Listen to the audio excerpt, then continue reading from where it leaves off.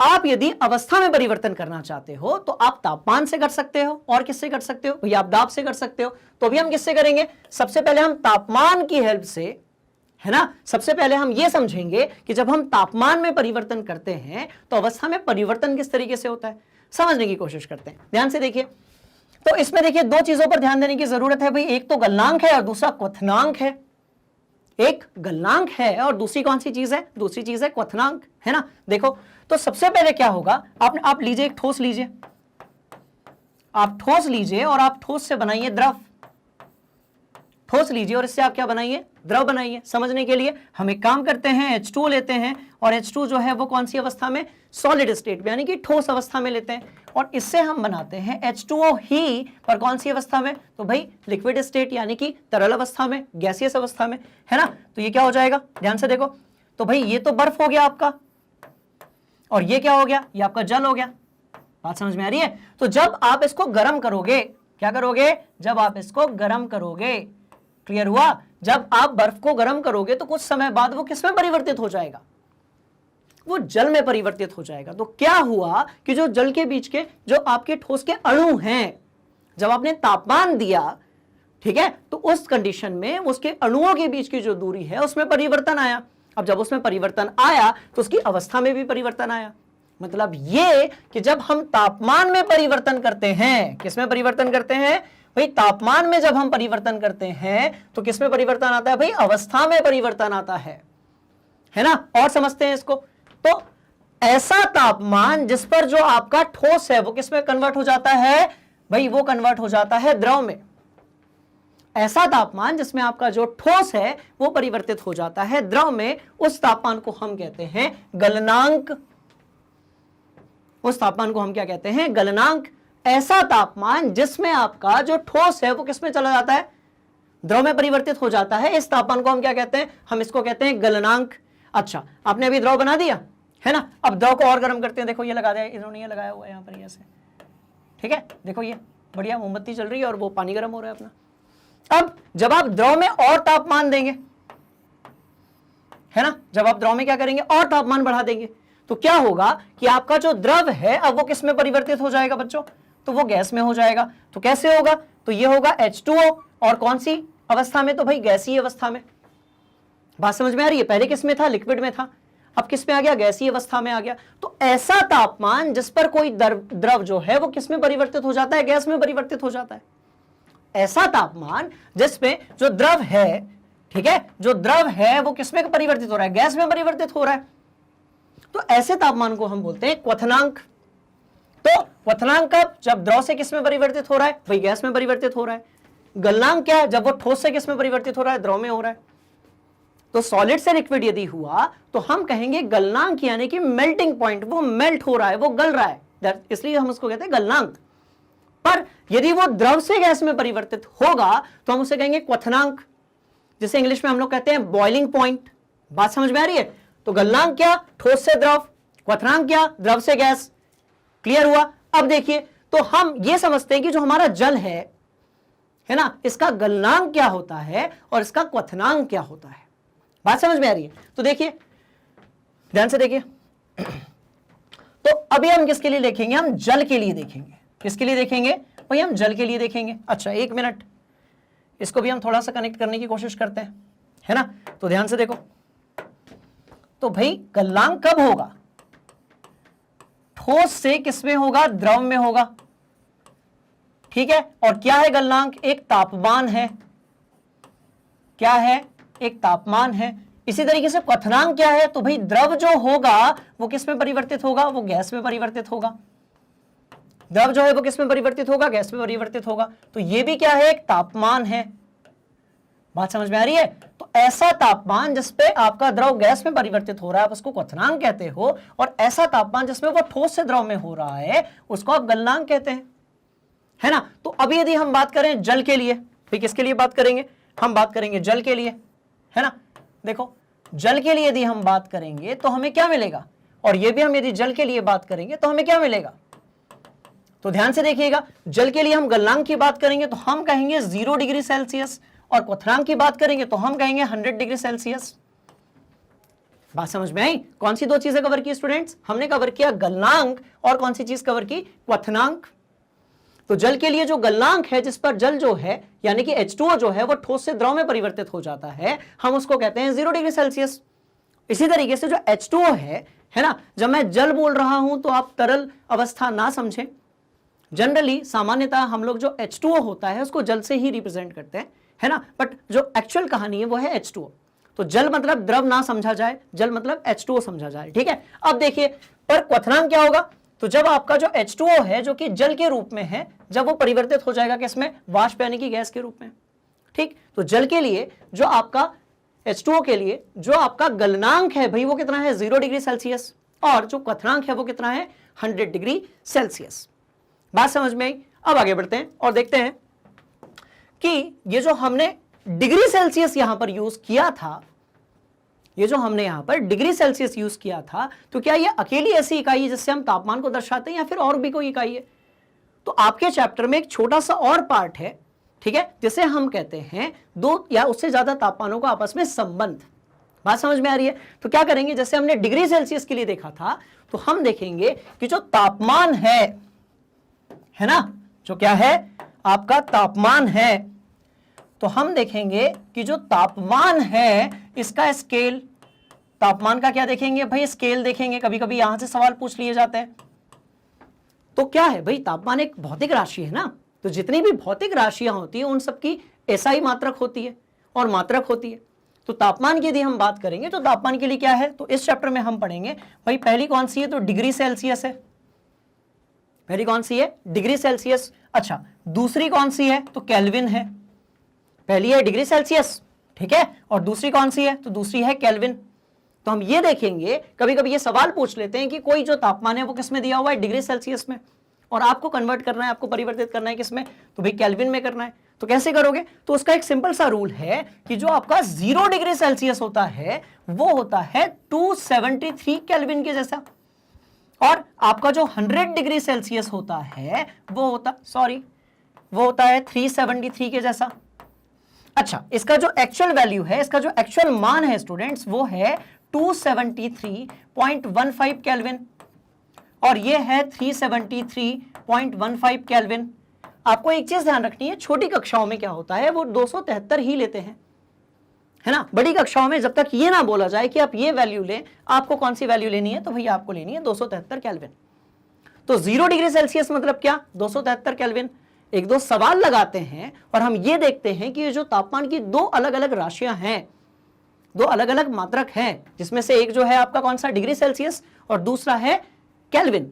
तो ये जो केल्विन है ना, ठीक है, ये आपका SI मात्रक है। ये कौन सा है? तो भाई ये SI मात्रक है, और ये सिर्फ एक मात्रक है।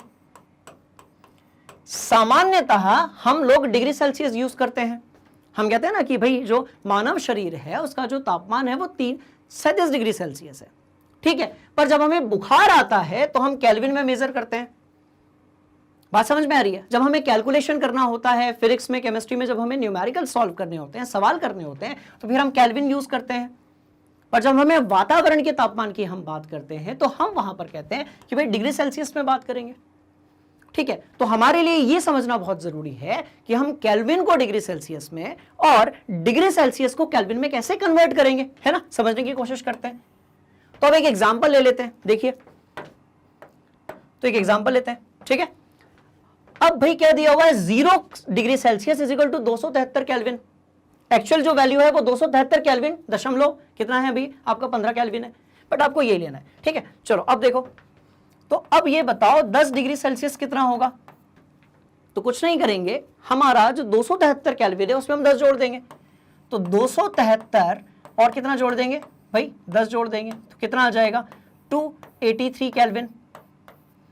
बात समझ में आ रही है? डिग्री सेल्सियस को किस में कन्वर्ट कर दिया, है ना। इसी तरीके से हम लेते हैं 25 डिग्री सेल्सियस, तो ये कितना हो जाएगा? तो भाई 273 के साथ आप 25 जोड़ दो, तो कितना आ गया? ये आ गया 298 केल्विन, है ना। कितना आ गया? 298 केल्विन आ गया। तो बात समझ में आ रही है कि आपका यदि आपको डिग्री सेल्सियस भी किस में कन्वर्ट करना है, भी केल्विन में कन्वर्ट करना है, तो आप क्या करेंगे? आप उसमें 273 जोड़ देंगे स्टूडेंट्स। बात समझ में आ रही है? चलिए अब क्या देखा भाई, डिग्री सेल्सियस देखा, केल्विन देखा, एसआई मात्रक क्या है तो वो आपकी केल्विन है ना। और क्या देखा कि हम डिग्री सेल्सियस को केल्विन में कैसे बदल सकते हैं, ठीक है। इसी तरीके से आपको डिग्री सेल्सियस को केल्विन में बदलना है तो 273 जोड़ दीजिए, और केल्विन से यदि डिग्री सेल्सियस में बदलना है तो 273 घटा दीजिए। बात समझ में आ रही है? चलिए आगे बढ़ते हैं, इसको नोट कर लो जल्दी से, है ना। देखो कर लिया, स्क्रीनशॉट ले लो, है ना। चलो अब देखो हमने ये देखा था अभी थोड़ी देर पहले कि आप यदि किसी पदार्थ की अवस्था में परिवर्तन करना चाहते हैं तो आपको दो इकाई जो है, दो ऐसी प्रॉपर्टीज हैं, दो ऐसी गुणधर्म हैं, ठीक है, भौतिक राशियां हैं जिसमें परिवर्तन करना पड़ेगा। भाई पहली तापमान थी और दूसरी कौन सी है, दाब। तो इसके पीछे की कहानी क्या है, देखो आप अवस्था में परिवर्तन कर रहे हो ना, आप किस में परिवर्तन कर रहे हो, अवस्था में परिवर्तन कर रहे हो ना। तो अब कैसे करेंगे, तो पहले हमने तापमान के हिसाब से किया, अब हम करेंगे दाब के हिसाब से, है ना। देखते हैं, तो ये समझने की कोशिश करते हैं कि जो आपका दाब है, ठीक है, जो दाब है उसके कारण अवस्था में परिवर्तन कैसे होता है, ठीक है। तो स्टूडेंट्स हम लोगों ने ये सीखा था कि यदि हम किसी पदार्थ के अणुओं के बीच का जो अंतर है या फिर जो दूरी है, यदि हम उसमें परिवर्तन कर दें, ठीक है, तो इससे ये होगा, ठीक है ना, इससे ये होगा कि जो उसका क्या है भाई, उसकी जो अवस्था है उसमें परिवर्तन आ सकता है। समझने की कोशिश करते हैं, ध्यान से देखिए। तो अब यहाँ देखो, अब ध्यान से देखो, तो क्या किया गया भाई, एक बर्तन लिया गया, इस बर्तन के अंदर आपने एक पदार्थ बनाया जो गैसीय अवस्था में, देखो उसके बहुत सारे आपको कण दिख रहे होंगे। अब जब आप क्या कर रहे हैं, जब आप ऊपर से दाब बढ़ा रहे हैं, है ना, ऊपर से क्या लगा रहे हैं भैया, आप दाब लगा रहे हैं, प्रेशर लगा रहे हैं, तो क्या हो रहा है कि जो कणों के बीच की जो दूरी है वो कैसी हो रही है, वो कम हो रही है। तो जब कणों के बीच की दूरी कम होगी तो उनके बीच का उसका जो घनत्व है ना, वो कैसा हो जाएगा भाई, वो बढ़ जाएगा। कणों के बीच की दूरी कम होगी तो जो घनत्व होगा वो कैसा होगा भाई, वो बढ़ जाएगा। समझने की कोशिश करते हैं, ध्यान से देखिए। देखिए मान लेते हैं कि ये गैस भरी हुई है इसमें, है ना, इसमें गैस भरी हुई है। तो इसके लिए हम लोग एक काम करते हैं, देखिए दो एग्जांपल लेते हैं। तो सबसे पहले क्या किया गया, ध्यान से देखिएगा, है ना।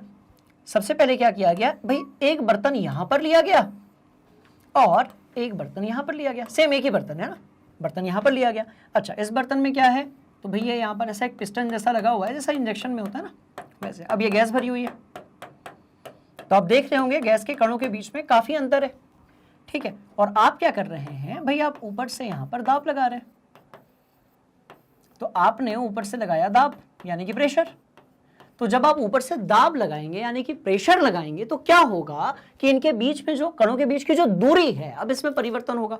तो थोड़ी देर बाद, कुछ समय बाद, ये जो पिस्टन यहां पर दिख रहा है, ये जो यहां पर एक पिस्टन जैसी चीज दिख रही है, क्या होगी, वो यहां पहुंच जाएगी, यहां पर पहुंच जाएगी, ये पहुंच गई, है ना। और ये जो कण आपने लिए थे, ये कण बिल्कुल पास पास में आ जाएंगे, बिल्कुल पास पास में आ जाएंगे।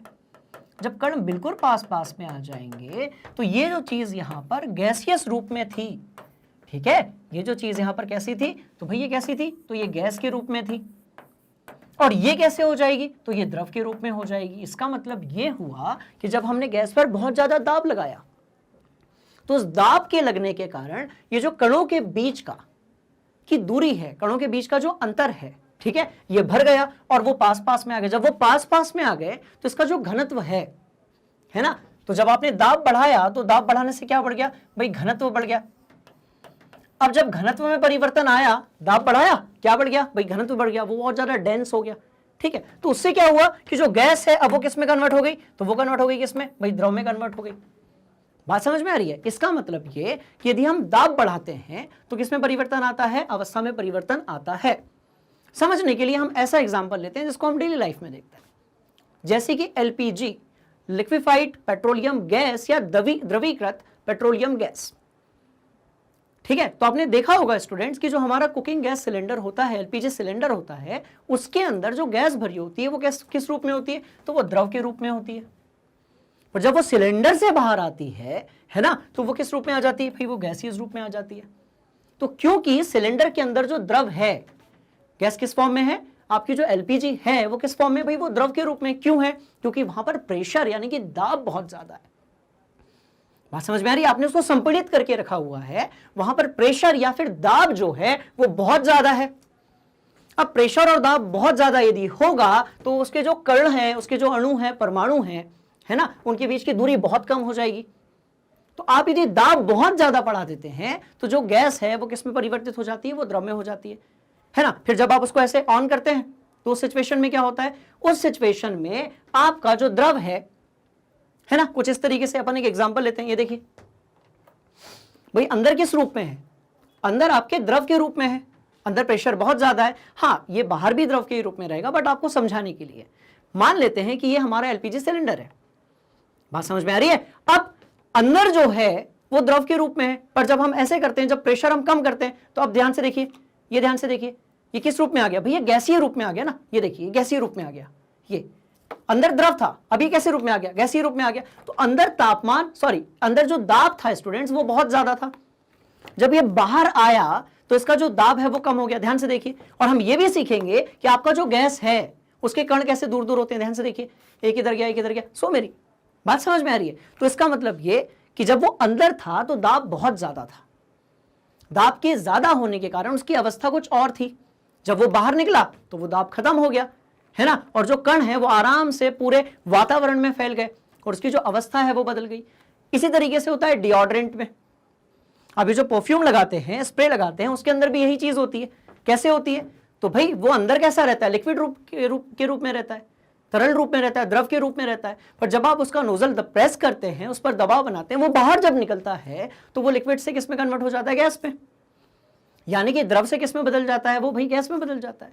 तो इसका मतलब ये हुआ कि अंदर दाब ज्यादा था और जब वो वहां से बाहर निकला तो दाब कम हुआ। तो दाब के कम होने से किस में परिवर्तन आया, भाई अवस्था में परिवर्तन आया, है ना। तो अवस्था में यदि आप परिवर्तन करना चाहते हो तो दाब जो है वो भी एक अच्छा ऑप्शन हो सकता है। बात समझ में आ रही है। इसके पहले हमने ये देखा था कि आप तापमान से कैसे अवस्था में परिवर्तन करेंगे, और अभी हम ये देख रहे हैं कि आप दाब की हेल्प से किस तरीके से अवस्था में परिवर्तन करेंगे, है ना। तो जब भी आप दाब बढ़ाएंगे सबसे पहले क्या किस में परिवर्तन आएगा, घनत्व में आएगा। दाब ज्यादा, घनत्व ज्यादा, तो वो चीज जो है वो क्या बन जाएगी भाई, वो लिक्विड बन जाएगी, तरल बन जाएगी, यदि गैस की आप बात करें तो, है ना। अब यदि आप घनत्व या दाब कम कर देते हैं, जो द्रव है वो वापस से किस में परिवर्तित हो जाएगा, गैस में परिवर्तित हो जाएगा। बात समझ में आ रही है। तो हमने ये सीखा कि दाब एक ऐसी चीज है, इससे हम अवस्था में परिवर्तन कर सकते हैं, है ना। चलिए अब देखते हैं। सबसे पहले तो आप इसको नोट करेंगे, इसका स्क्रीनशॉट लेंगे, है ना। आगे बढ़ते हैं। अब देखो, अब हमने कौन सी चीज देखी, हमने देखा तापमान से अवस्था में परिवर्तन और दाब से अवस्था में परिवर्तन, ठीक है।